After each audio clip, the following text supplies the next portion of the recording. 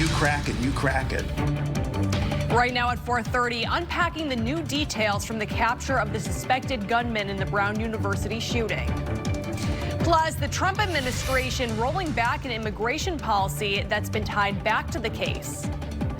And we've issued a weather alert as the wind picks back up. It's all now at 4:30. Thank you for turning to 10. NBC 10 News at 4:30 starts right now. Hey there, everyone. Welcome back here at 4:30. I'm Tamara Sakarzik here with Emily Voles, John Perrick, and Brian Crandall. Of course, all key players in our coverage of the Brown University shooting, the investigation, and ultimately the finding of that suspect last night who was, of course, found dead in New Hampshire. Emily, you were on the anchor desk for basically all of this all week, going back to last Saturday. So let's start with you. I mean, talk about your experience from the very beginning when the shooting unfolded to last night when all that news broke. And I think a lot of us had the same feeling when that news broke last night, where we're like, okay, finally an answer. Finally, something is happening. Yeah, we were here live at 7 o'clock, and we started to hear that we had a chopper over Salem, New Hampshire, over the storage unit, and we were getting live pictures. And this is some of the images we were seeing initially, with guns drawn, people going into the storage facility. And we quickly realized that something big was going on. And our news director made the decision pretty much during the 7 o'clock hour, we're just going to stay with this for as long as it goes. We knew we were waiting that big press conference that, Brian, you were waiting for hours. At that point, we had known that they knew who the suspect was. It was just a question of where was the person, were they in this storage unit? So last night, I think a lot of us were greatly relieved to see this kind of tied up. But I'm not sure if you guys all feel the same too. Last night and today, once it's solved, I feel like I'm really starting the grieving process, and I don't know if you are too. You know, we were so focused on finding that person, and now today we're taking a closer look at the victims. And John, you've been speaking with all of these victims, their families.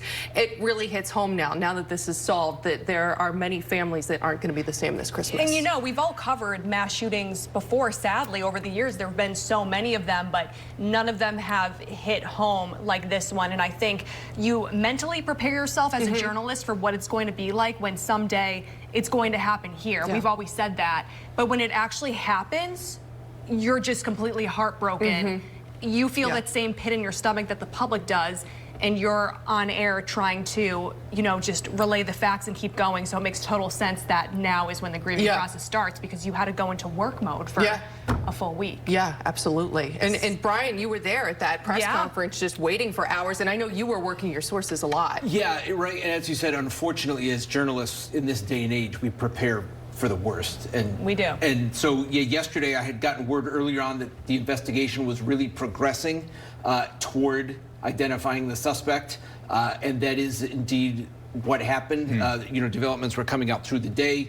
The scheduled 4 o'clock press conference, when I checked in mid-afternoon, that was already pushed off, and you knew that things were happening, and it turned out they were waiting to see what happened in New Hampshire. But the twists and turns that we found out later on about how this case was cracked, and again, I mean, I'm not a profiler, but this doesn't seem to fit other mass shootings in terms of who the gunman turned out to be, a person who had connections to Brown University and the MIT professor who was killed, but from 25 years ago. Right, and that's what's so unusual about 25 years ago, right? Unfortunately, a lot of times it's a student currently at a school or something like that. But again, as we talked about yesterday, the case really broke late Wednesday after the press conference that day. If you remember, that's when authorities put out the image of the person they wanted to talk to who had some kind of run-in with the suspected gunman in the hours before the shooting. And after that press conference, that person went up to police officer and said, yeah, that's me. And he'd actually posted something on Reddit a couple days beforehand just about spotting a suspicious car. Well, that person told them a description of a car. They used those flock license plate reader cameras to identify a car. They tracked it to a rental car agency in Boston. So then they got the person's name who rented it. They were able to run some financial stuff. They saw that he rented this storage unit in New Hampshire. So the Attorney General gave him a lot of credit for breaking the case. And here's what he said yesterday. When you do crack it, you crack it. And that person led us to the car, which led us to the name, which led us to the photographs of that individual renting the car, which matched the clothing of our shooter here in Providence. Yeah, and again, they got video from the rental car place in Boston, and in one of the images, the suspect, the gunman, was wearing the same jacket that we saw in those videos that came out from Saturday. And then in another one, he was in the same pose with his hands behind the back, standing like this. And a lot of people there's that picture right there, had mentioned that because he's seen in one of the videos doing that on the street, looking around. So just an unusual, I would say, turn of events. And again, as Emily said, tragic as we now think about the victims that John has been covering and doing a great job talking to the people who know them and remembering them. Because we do get sometimes people are like, don't give the gunman the story. You know what I mean? Unfortunately, but that's what you focus on when you don't know where they are and there could be a danger to the community. Although we learned out, and I learned today, it looks like he may have killed himself in New Hampshire as early as Monday night. And John, there are so many victims in this because, you know, even just the students who go to that university, they're still mourning. The people of Rhode Island are mourning, and the two families who lost their kids, just so tragic. They are in mourning right now. No, it's heartbreaking, and I actually just spoke on camera with one of the friends of Mohammed Aziz Umershikov, and he's heartbroken. This is not the outcome they wanted. They wanted to see last night this suspect in cuffs and right now in custody. That's what they wanted. They did not want to learn that he was dead in that storage unit, and it's just this is not the outcome the friends wanted, but it is the reality of the situation. And so right now, as they deal with this new information and learn these new details, I think they have to come to terms with the fact that they're not going to get the closure that they hoped they would receive. I think one piece of it, it's good that these kids don't have to go through a trial, which, as we know, can drag on for years. They don't have to be re-victimized through that. And of course, there's no longer a killer on the loose. But that being said, the closure, you don't get the full closure. You don't get the motive. You don't know why he did what he did. And we may never. And now so many of them have gone home, right? It's winter break. They canceled the rest of exams. And now, so it's just, you know, we're thinking of them when they do come back at January in the healing process. And I'm hoping that, you know, they're able to do some of that, whether they're at home or staying in the city for the break, but just awful, and hoping for healing now on that campus. And another twist to the story, of course, was the connection to the MIT professor who was also shot and killed earlier this week. John, you went to Boston for the press conference. Now, at first they were saying that these two incidents they did not believe were connected. And then, Brian, your source yesterday, pretty early on in the afternoon, confirmed that they were investigating a connection. Now we know that that professor went to school in Portugal with the suspect. So now it all comes together. Tell us about the press conference in Boston that you went to last night. Right, yes. So there's a press conference with the U.S. Attorney of Massachusetts around 10:30 last night, and she was the one who announced the link that the FBI, ATF, and the U.S. Attorney of Massachusetts, they believe that the suspect here, after the shooting on Saturday at Brown, then drove up to Brookline, Massachusetts, where it's believed he shot and killed that MIT professor inside their home before then going to New Hampshire. So that was announced in Boston at 10:30 last night during a news conference. And I asked the U.S. Attorney, I asked her what the motive could be here, if there was any motive. Of course, her response, she told me that it was too early in the investigation to be able to give us a conclusive answer on that. I also asked her, though, because, of course, as we mentioned here, it's believed that the professor, the MIT professor, and the suspect here had known each other in the early 2000s and were together then. And I asked her, well, had they been in communication since? Had they seen each other since then? She didn't know that last night, as of last night. So, of course, still so many unanswered questions right now. It's, you have to imagine it's going to be some time till we get those answers. And police tell me that it was that rental car that they made, that helped them make the link between the Brown scene, and that same car was then also seen in the area in Brookline as well. And so you wonder, what are these connections other than physics? Or you're right, because it was a physics professor at MIT. The suspect had studied physics at Brown and then goes back to Brown. So again, a lot of questions. I think we all have our theories, and we'll wait for the professional theories to come out. But all right, thank you guys for providing your insight. Obviously a very difficult week for everyone in southern New England. Now you can find all of our coverage on the shooting and the aftermath on our website. That's turnto10.com. We've created a page dedicated solely to our reporting. You just have to scan the QR code on your screen. That'll take you there. You can also find our coverage on our social media pages. Just search NBC10 WJR.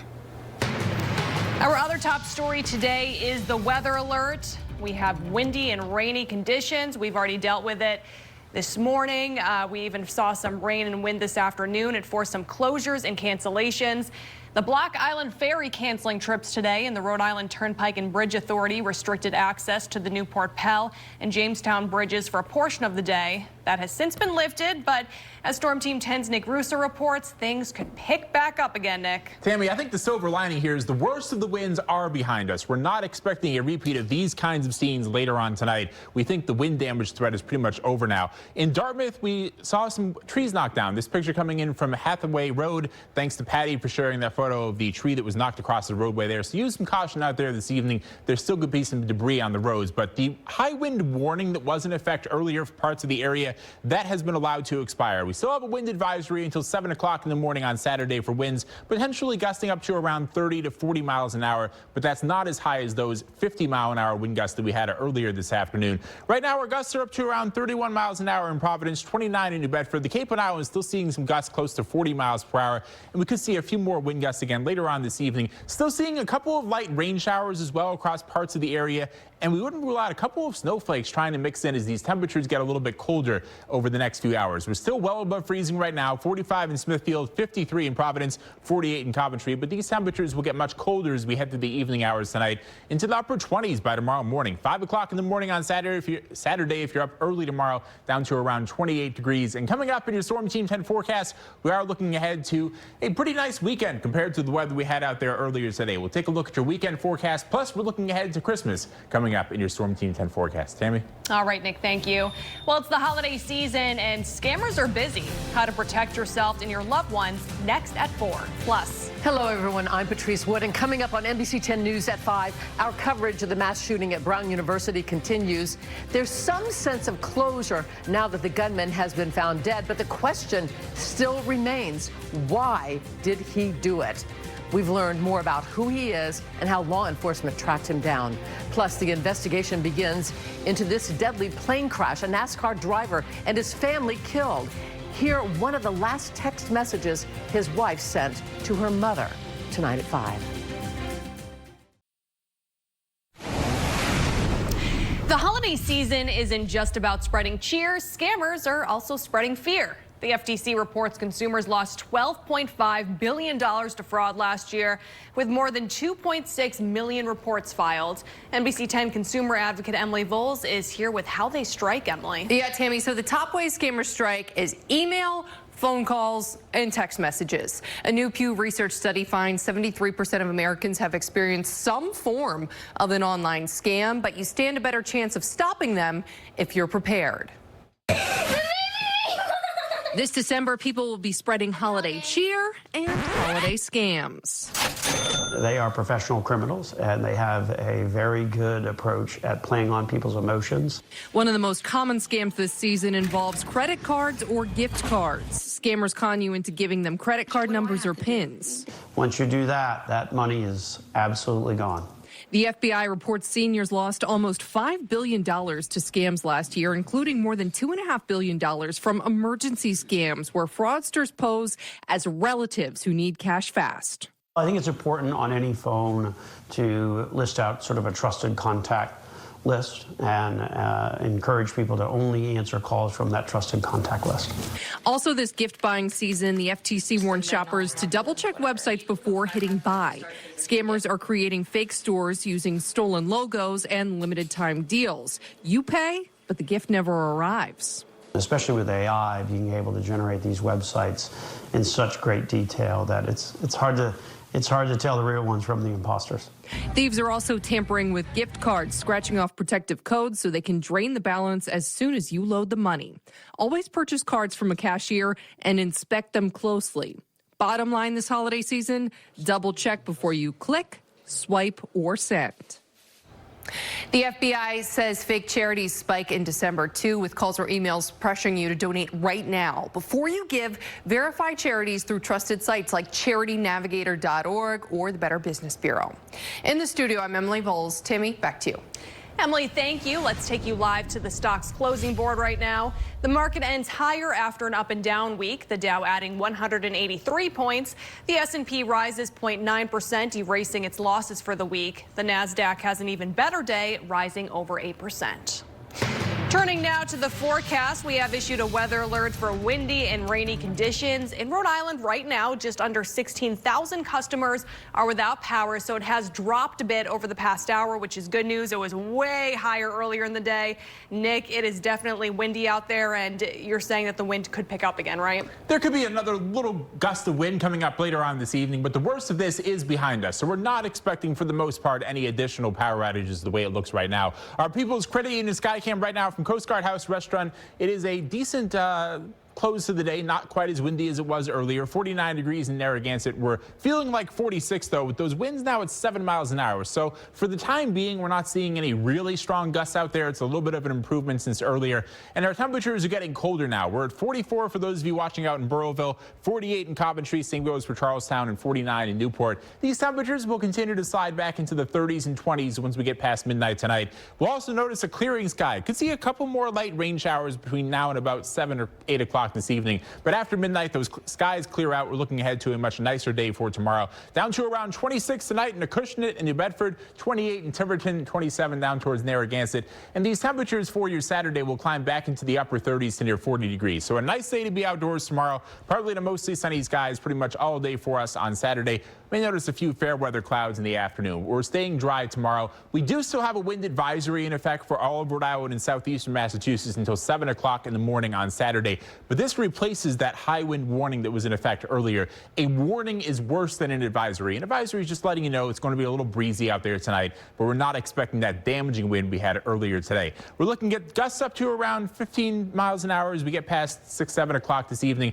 Could even see some gusts up to around 35 miles an hour towards 10 p.m. That's that little second surge of wind that Tammy was alluding to earlier. And then we're looking ahead to a breezy day on Saturday, but not nearly as windy as it was earlier today. Again, Saturday is going to be a much nicer day to be outdoors, but it will be a cold start. Here we are at 7 o'clock in the morning Saturday with your wind chills in the teens in most spots, feeling like 15 for a wind chill in Smithfield to start off Saturday. Even as we get into the afternoon, still feeling like the mid-20s at noontime. Eventually, it will feel like the lower 30s as we get to around 2, 3 o'clock in the afternoon. So not a bad afternoon to be outdoors Saturday. If you want to get some holiday shopping done, tomorrow is going to be a good day to do that. As we head towards Tuesday, that's going to be our next weather maker. Not a major system, but there's going to be just enough moisture and energy in the atmosphere to squeeze out a little bit of light snow across the area, developing during the morning hours Tuesday, potentially lasting into the afternoon. And we could see, especially towards the south coast, a changeover to some rain. So our odds of a white Christmas are pretty low across most of the Ocean State and southeastern Massachusetts. But northern parts of the state, you may get up to around an inch of snow coming up Tuesday.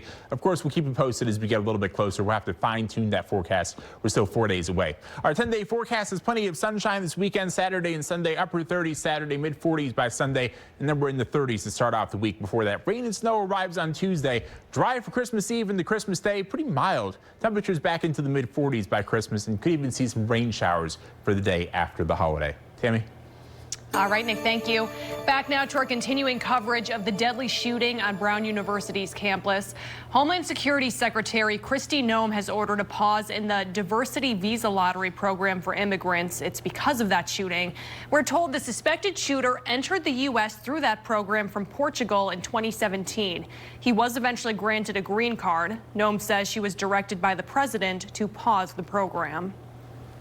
And this is breaking right now. The suspect in the Brown University shooting and killing of an MIT professor has been dead for 2 days when found. That's what an autopsy has just determined. So that is now confirmed. The suspect had been dead for 2 days before he was found in New Hampshire last night. A holiday to remember what one woman is doing so the men and women of the military will have a happy holiday season. Dan Janig joins me now to talk about this really special story right here. So we know that Christmas cards, most of us toss them out after the holidays, right? Yeah. Well, this woman in Ohio has a new purpose for them. This is really special. Denise Novakovic repurposes those cards for the military. She crafted and personalized 12,000 of them, then dropped them off at the American Red Cross in downtown Cleveland. 400 of them went to service members in Iraq. Why did you say, you know what, I'm going to take these Christmas cards and I'm going to repurpose them? Because for the service members that are overseas, it means something for them to, think of somebody thinking about them. Denise's mission is personal. She's also honoring her parents who both served in the Navy. That's a great idea, isn't it? Yeah, and I'm sure the military having to be overseas this time of year, that it's so special receiving any type of Christmas card like that. Yeah, you think about the people that they probably feel isolated and their families are back here at home too, right? And so it's just a thought. So, yeah. All right, well, coming up tonight on NBC 10 News at 5 is coming up. Okay, what is this? Am I reading something? I'm reading something. You're reading something. Oh, I should read this. Okay, yep. We covered a lot of good stories here at NBC 10 this year. Can you tell it stands a little tired?